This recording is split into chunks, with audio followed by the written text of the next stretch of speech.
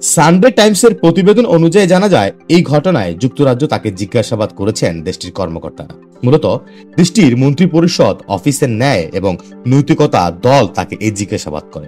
British এই সংবাদ মাধ্যমটি বলেছে, বাংলাদেশে একটি পারমাণবিক শক্তি প্রকল্প থেকে নিজের পরিবারকে প্রায় 4 বিলিয়ন পাউন্ড আত্মসাৎ করতে সহায়তা করার অভিযোগে মন্ত্রিপরিষদ অফিসের ন্যায় ও নৈতিকতা দল মন্ত্রী টিউলিপ সিদ্দিককে জিজ্ঞাসাবাদ করেছে।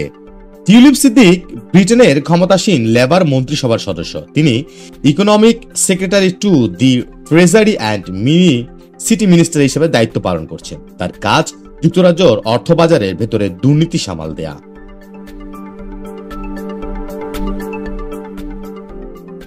তবে টিউলিপ সিদ্দিকের বিরুদ্ধে তার খালা ও বাংলাদেশের সদ্য ক্ষমতাচ্যুত ফ্যাসিস্ট সাবেক প্রধানমন্ত্রী শেখ হাসিনাকে বিদ্যুৎ কেন্দ্রের জন্য রাশিয়ার সাথে একটি দুর্নীতির চুক্তিতে সাহায্য করার অভিযোগ রয়েছে। অবশ্য টিউলিপ সিদ্দিককে গত বৃহস্পতিবার জিজ্ঞাসাবাদ করা হয়েছে, তবে এই খবরটি সামনে আসে রোববার।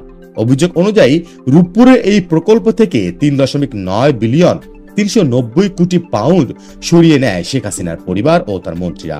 সানডে টাইমস রোববার তাদের প্রতিবেদনে জানায়, টিউলিপ সিদ্দিক যুক্তরাজ্যের বর্তমান প্রধানমন্ত্রী স্যার কিয়ার স্টারমারের বন্ধু এবং তার নির্বাচনী এলাকার পাশের আসন হ্যাম্পস্টেড অ্যান্ড হাইগেট আসনের প্রতিনিধিত্ব করেছেন তিনি।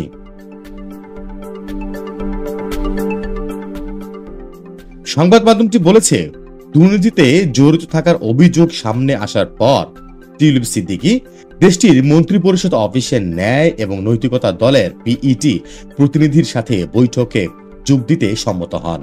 গত বৃহস্পতিবার পিইটির ওই কর্মকর্তা টিউলিপ সিদ্দিককে অফিসে যেতে বলেন। পরে ওই কর্মকর্তার কাছে 10 বিলিয়ন পাউন্ডের রূপপুর প্রকল্পের দুর্নীতির সাথে তার জড়িত থাকার অভিযোগের বিষয়ে জবাব দেন টিউলিপ সিদ্দিকী। প্রসঙ্গত, টিউলিপ সিদ্দিকীর বিরুদ্ধে অভিযোগ উঠেছে তিনি 2013 সালে বাংলাদেশে রূপপুর পারমাণবিক বিদ্যুৎ কেন্দ্র নির্মাণে রাশিয়ার সাথে একটি চুক্তিতে মধ্যস্থতা করেছিলেন, যেখানে প্রকল্পের ব্যয় বাড়িয়ে ধরা হয়েছিল। মূলত টিউলিপ সিদ্দিকীর খালা ক্ষমতাচ্যুত ফ্যাসিস্ট প্রধানমন্ত্রী শেখ হাসিনার বিরুদ্ধে বাংলাদেশ দুর্নীতি দমন কমিশন যে ব্যাপক তদন্ত শুরু করেছে, তারই আওতায় পড়েছেন টিউলিপ সিদ্দিক।